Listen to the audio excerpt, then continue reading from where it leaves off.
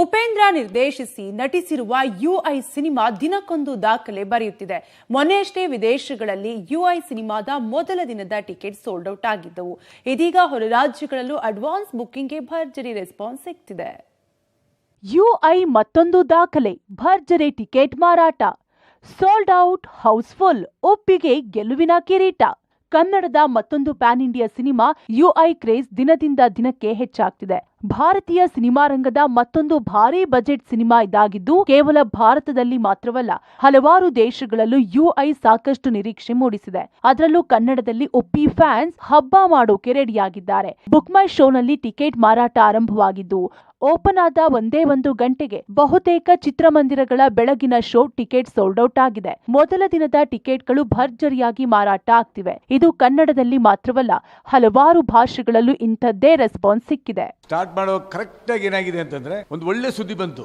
ಕನ್ನಡ ಚಲನಚಿತ್ರ ರಸಿಕರು ಅದು ಉಪೇಂದ್ರ ಯುಐ ಪಿಕ್ಚರ್ಗೆ ಇಂತ ಒಳ್ಳೆ ರೆಸ್ಪಾನ್ಸ್ ಕೊಟ್ಟಿದ್ದಾರೆ ಅಂತಂದ್ರೆ, ಬುಕ್ ಮೈ ಶೋನಲ್ಲಿ ಟಿಕೆಟ್ಸ್ ಓಪನ್ ಮಾಡಿದ್ರು ಅಷ್ಟೇ. ಮಾರ್ನಿಂಗ್ ಶೋಗೆ ಓಪನ್ ಮಾಡಿ ಅರ್ಧ ಗಂಟೆನಲ್ಲೇ ಕಂಪ್ಲೀಟ್ ಎಲ್ಲಾ ಥಿಯೇಟರ್ ಹೌಸ್ಫುಲ್ ಆಗಿದೆ. ಬೆಳಗಿನ ಜಾವ 6:30 ಶೋಗೆ 20ನೇ ತಾರೀಕಿಗೆ ಅಂತ ಓಪನ್ ಮಾಡಿದ್ದಕ್ಕೆ ಎಲ್ಲಾ ಶೋಸು ಹೌಸ್ಫುಲ್ ಆಗಿದೆ. ಬಹಳ ಅದ್ಭುತವಾದ ರೆಸ್ಪಾನ್ಸ್ ಬಂದಿದೆ. ಆಸ್ಟ್ರೇಲಿಯಾ, ನ್ಯೂಜಿಲೆಂಡ್ ಅಲ್ಲೂ ಕೂಡ ಒಂದು ವಾರದ ಮುಂಚೆನೆ ಟಿಕೆಟ್ ಸೋಲ್ಡ್.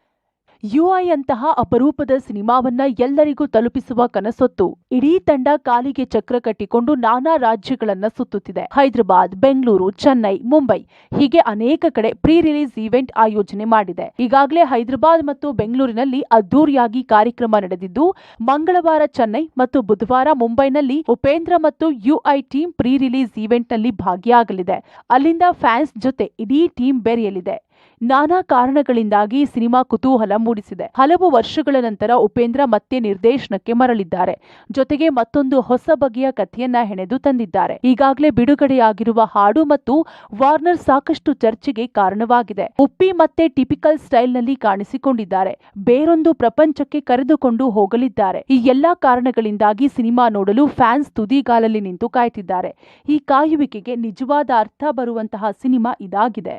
ರಸಿಕರಿಗೆ ಈ ಪಿಕ್ಚರ್ ಬಗ್ಗೆ ಎಷ್ಟು ಕಾಳಜಿ ಇದೆ ಅಂತ ಇದ್ರಲ್ಲಿ ಗೊತ್ತಾಗ್ತಾ ಇದೆ. ಜನಪ್ರಿಯ ನಿರ್ದೇಶಕರು ಮತ್ತೆ ನಟರು ಎಲ್ಲ ಬಂದಿದ್ರು ಫಂಕ್ಷನ್ಗೆ. ಅಲ್ಲಿ ಕೂಡ ಅದ್ಭುತವಾದ ರೆಸ್ಪಾನ್ಸ್ ಬಂದಿದೆ. ಉಪೇಂದ್ರ ಅವ್ರಿಗೆ ಅಷ್ಟು ಫ್ಯಾನ್ಸ್ ಇದ್ದಾರೆ. ಅಲ್ಲಿ ನಾಳೆ ಮುಂಬೈನಲ್ಲಿ ಆಗ್ತಾ ಇದೆ ಪ್ರೀ ರಿಲೀಸ್ ಇವೆಂಟ್ ಆಗ್ತಾ ಇದೆ. ಹೊರ ರಾಜ್ಯಗಳಲ್ಲೂ ಕೂಡ ಯುಐ ಅಂದ್ರೆ ಇದು ಏನಪ್ಪಾ, ಇದು ಕರ್ನಾಟಕದಿಂದ ಇಂಥ ದೊಡ್ಡ ಸುದ್ದಿ ಮಾಡ್ತಾ ಇರುವಂತ ಸಿನಿಮಾ ಅಂತ ಅಂದ್ಬಿಟ್ಟು ಕಾತರದಿಂದ ಎಲ್ಲರೂ ಕಾಯ್ತಾ ಇದ್ದಾರೆ.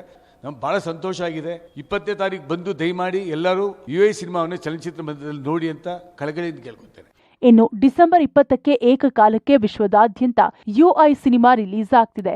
ಕನ್ನಡ, ಮಲಯಾಳಂ, ತೆಲುಗು, ತಮಿಳು ಮತ್ತು ಹಿಂದಿಯಲ್ಲಿ ಹೆಸರಾಂತ ಪ್ರೊಡಕ್ಷನ್ ಹೌಸ್ಗಳ ಜೊತೆಯಾಗಿ ಲಹರಿ ಸಂಸ್ಥೆಯು ಚಿತ್ರವನ್ನ ಬಿಡುಗಡೆ ಮಾಡುತ್ತಿದೆ. ಮತ್ತೊಂದು ಅಚ್ಚರಿಯ ಸಂಗತಿಯೆಂದ್ರೆ, ಟಿಕೆಟ್ ಬೆಲೆಯಲ್ಲಿ ಯಾವುದೇ ರೀತಿಯಲ್ಲಿ ಏರಿಕೆ ಮಾಡಿಲ್ಲ. ಸಾಮಾನ್ಯವಾಗಿ ಭಾರಿ ಬಜೆಟ್ ಸಿನಿಮಾಗಳು ಅಂದಾಗ ಟಿಕೆಟ್ ಬೆಲೆ ಗಗನಕ್ಕೆ ಇರುತ್ತೆ.